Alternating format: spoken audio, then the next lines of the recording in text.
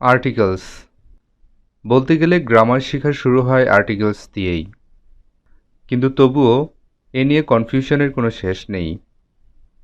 Yes dear students, তোমাদের সব confusion দূর করার জন্যই আজকের এই ভিডিও।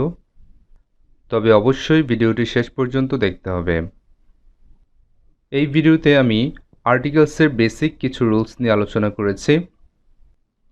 আর্টিকেলস সম্পর্কে স্পষ্ট ধারণা লাভ করার জন্য এই ভিডিওটির পাশাপাশি পরবর্তী ভিডিওগুলোও দেখতে হবে। তাহলে আর কথা বাড়াচ্ছি না, চলে যাচ্ছি মেইন টপিকে। তোমরা জানো এ, অ্যান এবং দিকে আর্টিকেলস বলা হয়। এই আর্টিকেলসকে দুই ভাগে ভাগ করা হয়েছে, ইনডেফিনিট আর্টিকেল এবং ডেফিনিট আর্টিকেল। এ এবং অ্যান হচ্ছে ইনডেফিনিট আর্টিকেল এবং দা হচ্ছে ডেফিনিট আর্টিকেল। আর্টিকেলস নিয়ে কনফিউশনের শুরুটা এখানেই, অর্থাৎ আমাদের অনেকেরই ইনডেফিনিট আর্টিকেল এবং ডেফিনিট আর্টিকেলের মধ্যকার পার্থক্য সম্পর্কে স্পষ্ট ধারণা নেই। এই কারণে কোথায় এ বা এন ব্যবহৃত হবে এবং কোথায় দা ব্যবহৃত হবে এ নিয়ে আমরা অনেকেই কনফিউজড থাকি। তাহলে চলো প্রথমেই ইনডেফিনিট আর্টিকেল এবং ডেফিনিট আর্টিকেলের মধ্যকার পার্থক্য সম্পর্কে কিছু ধারণা নেওয়া যাক।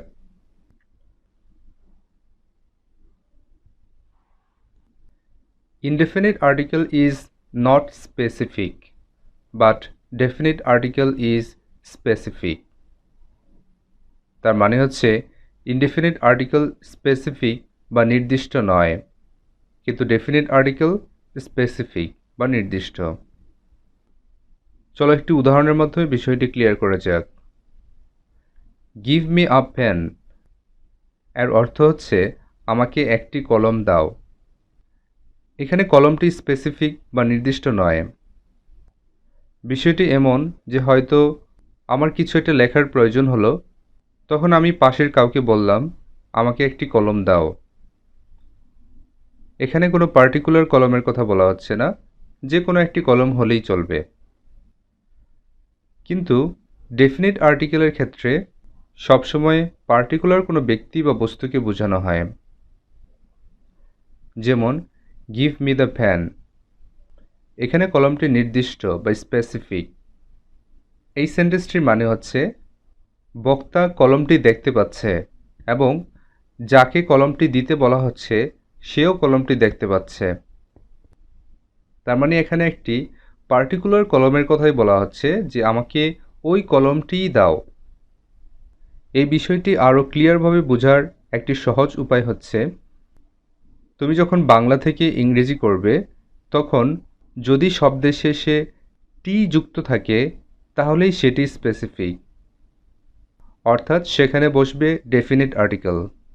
যেমন এখানে আমরা বলছি আমাকে কলমটি দাও, অর্থাৎ এখানে কলমের সাথে টি যুক্ত আছে। আশা করি তোমরা বিষয়টি বুঝতে পেরেছ। এখন আমরা আরেকটি বিষয় দেখব, সেটি হচ্ছে ইনডেফিনিট আর্টিকেল সেই সকল নাউনের পূর্বে বসে যেগুলো নিউলি ইন্ট্রোডিউসড, অর্থাৎ জাস্ট প্রথমবারের মতো বলা হয়েছে এই ধরনের। কিন্তু ডেফিনিট আর্টিকেল হচ্ছে সেই সমস্ত নাউনের পূর্বে বসে যেগুলো মেনশনড বিফোর, অর্থাৎ আগে কখনো উল্লেখ করা হয়েছে। যেমন I saw a boy standing outside, অর্থাৎ আমি একটি ছেলেকে বাইরে দাঁড়িয়ে থাকতে দেখলাম। এখানে ছেলেটি স্পেসিফিক কেউ নয়, হয়তোবা ছেলেটিকে আমি আগে কখনো দেখিনি, সুতরাং এখানে এই ছেলেটি যে কেউ হতে পারে। এখন চলো দেখি ডেফিনিট আর্টিকেলের ক্ষেত্রে বিষয়টি কেমন হবে। I saw a boy standing outside, the boy seems to be in trouble, অর্থাৎ আমি একটি ছেলেকে দেখলাম বাইরে দাঁড়িয়ে আছে, মনে হচ্ছে ছেলেটি কোনো সমস্যায় রয়েছে। এবার খেয়াল করো, প্রথম সেন্টেন্সে বয় শব্দটির পূর্বে ইনডেফিনিট আর্টিকেল ব্যবহৃত হয়েছে, অর্থাৎ এ ব্যবহৃত হয়েছে, কারণ বয় শব্দটি এই প্রথম মেনশন করা হলো। কিন্তু সেকেন্ড সেন্টেন্সে বয় শব্দটির পূর্বেই ডেফিনিট আর্টিকেল ব্যবহৃত হয়েছে, অর্থাৎ দা ব্যবহৃত হয়েছে। বিকজ এখানে বয় শব্দটি দ্বিতীয়বারের মতো মেনশন করা হয়েছে। এখন এই শব্দটিকে যদি তৃতীয়, চতুর্থ বা পঞ্চমবারের মতো মেনশন করা হয়, তাহলে প্রত্যেকবারই বয় শব্দটির পূর্বে দা ব্যবহৃত হবে। অর্থাৎ যে কোনো নাউন এর উল্লেখ যদি পূর্বে কখনো থাকে, তাহলে পরবর্তীতে যতবারই এটি উল্লেখ করা হোক না কেন, প্রত্যেকবারই এর পূর্বে ডেফিনিট আর্টিকেল অর্থাৎ দা ব্যবহৃত হবে। ডিয়ার স্টুডেন্টস, আশা করছি ইনডেফিনিট আর্টিকেল এবং ডেফিনিট আর্টিকেল নিয়ে তোমাদের আর কোনো কনফিউশন নেই।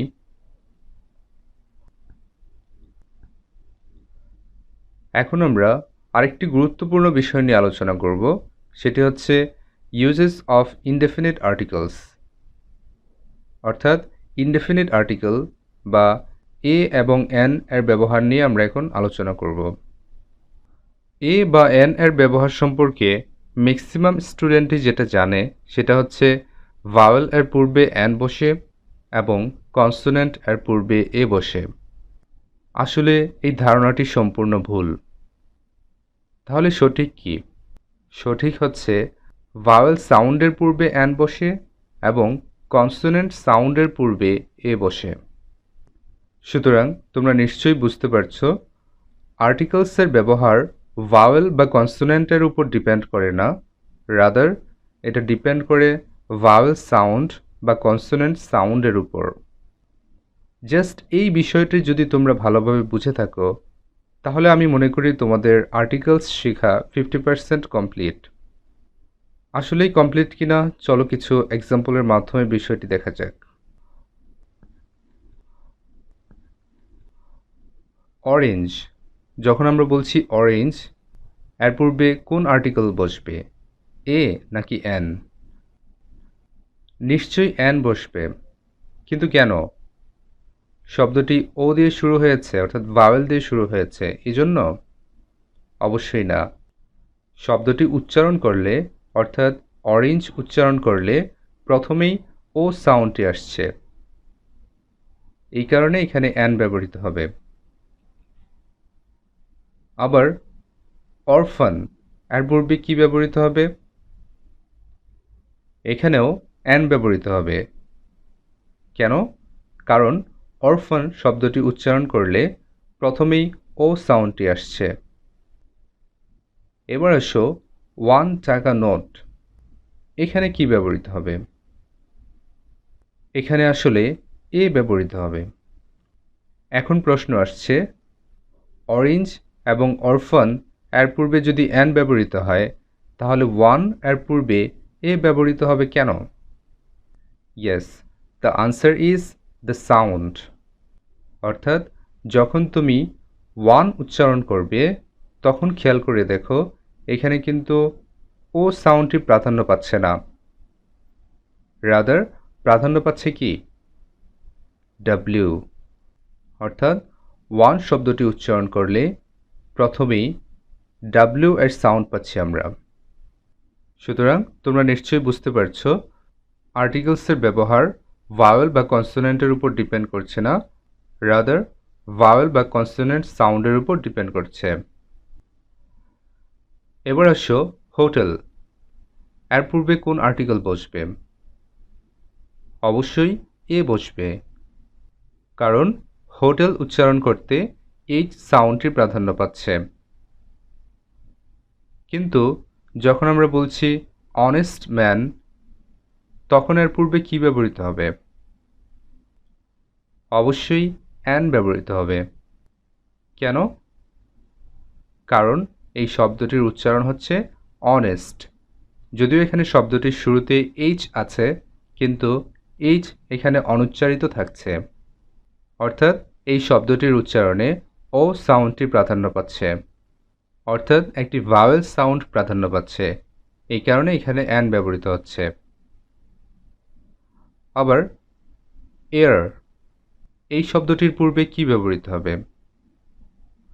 অবশ্যই অ্যান ব্যবহৃত হবে। কেন? যদিও এই শব্দটি এইচ দ্বারা শুরু হয়েছে, কিন্তু এইচ এখানে অনুচ্চারিত আছে এবং এই শব্দটির উচ্চারণের ক্ষেত্রে এ সাউন্ডটি প্রাধান্য পাচ্ছে, অর্থাৎ একটি ভাওয়েল সাউন্ড প্রাধান্য পাচ্ছে। এই কারণে এখানে অ্যান ব্যবহৃত হবে।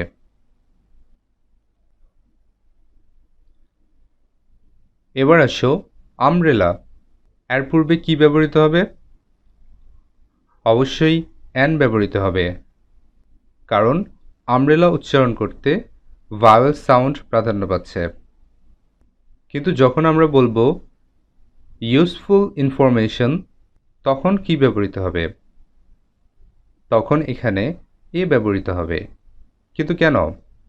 যদিও ইউজফুল শব্দটি ইউ দ্বারা শুরু হয়েছে, কিন্তু এর উচ্চারণ যদি তোমরা খেয়াল করো, এটি মূলত ওয়াই ইউ এই ধরনের একটি সাউন্ড হচ্ছে। অর্থাৎ যখন আমরা ইউজফুল বলছি, তখন ইউ সাউন্ডটি প্রাধান্য পাচ্ছে না, রাদার শুরুতেই ওয়াই ইউ এরকম একটি সাউন্ড প্রাধান্য পাচ্ছে, অর্থাৎ একটি কনসোনেন্ট সাউন্ড প্রাধান্য পাচ্ছে। এই কারণে এখানে এ ব্যবহৃত হবে। এবার আসো ইউরোপিয়ান। এই শব্দটি ই দ্বারা শুরু হয়েছে, সুতরাং স্বাভাবিক নিয়ম অনুযায়ী এখানে অ্যান হওয়ার কথা, কিন্তু এখানে আসলে অ্যান হবে না, এখানে হবে এ। কিন্তু কেন? কারণ আগের মতোই ইউরোপিয়ান শব্দটি উচ্চারণ করতে ওয়াই ইউ এই সাউন্ডটি প্রাধান্য পাচ্ছে, ই সাউন্ডটি প্রাধান্য পাচ্ছে না। এই কারণে এখানে এ ব্যবহৃত হবে। সিমিলারলি যখন আমরা বলছি ইউনিভার্সিটি স্টুডেন্ট, তখন এর পূর্বে এ ব্যবহৃত হবে, কারণ ইউনিভার্সিটি শব্দটি উচ্চারণ করতে ওয়াই ইউ এই সাউন্ডটি প্রাধান্য পাচ্ছে। এবার আসো এব্রিভিয়েটেড ওয়ার্ডস, অর্থাৎ সংক্ষিপ্ত শব্দ। যেমন বিবিএ, এর ফুল মিনিং হচ্ছে ব্যাচেলর অফ বিজনেস অ্যাডমিনিস্ট্রেশন। এই ধরনের অনেক এব্রিভিয়েশন রয়েছে, যেমন MA, MBBS এবং আরও অনেক শব্দ রয়েছে। এক্ষেত্রেও সেম নিয়ম প্রযোজ্য, অর্থাৎ এগুলো উচ্চারণ করার সময় যদি ভাওয়েল সাউন্ড প্রাধান্য পায় তাহলে এন ব্যবহৃত হবে, আর যদি কনসোনেন্ট সাউন্ড প্রাধান্য পায় তাহলে এ ব্যবহৃত হবে। যেমন BBA, এটি উচ্চারণ করতে কনসোনেন্ট সাউন্ড অর্থাৎ বি সাউন্ডটি প্রাধান্য পাচ্ছে, সুতরাং এখানে এ ব্যবহৃত হবে। কিন্তু যখন আমরা বলছি MA, তখন কি ব্যবহৃত হবে? অবশ্যই এর পূর্বে অ্যান ব্যবহৃত হবে। কেন? কারণ MA উচ্চারণ করতে এ সাউন্ডটি প্রাধান্য পাচ্ছে, অর্থাৎ একটি ভাওয়েল সাউন্ড প্রাধান্য পাচ্ছে। সিমিলারলি যখন আমরা বলছি MBBS, তখনও এর পূর্বে অ্যান ব্যবহৃত হবে, কারণ MBBS উচ্চারণ করতেও এ সাউন্ডটি প্রাধান্য পাচ্ছে। সো ডিয়ার স্টুডেন্টস, আশা করছি এ এবং অ্যান এর ব্যবহার নিয়ে তোমাদের যে ধরনের কনফিউশন ছিল, এখন নিশ্চয়ই সে ধরনের আর কোনো কনফিউশন নেই। তবে এ এবং অ্যান এর আরও কিছু ব্যবহার রয়েছে। আমাদের পরবর্তী লেসনে আমরা সেই সব বিষয় নিয়ে আলোচনা করব। That's all for today. If you have any question, please feel free to share with me in the comment section. I will try to answer to your comments as soon as possible. Thank you everyone for being with me.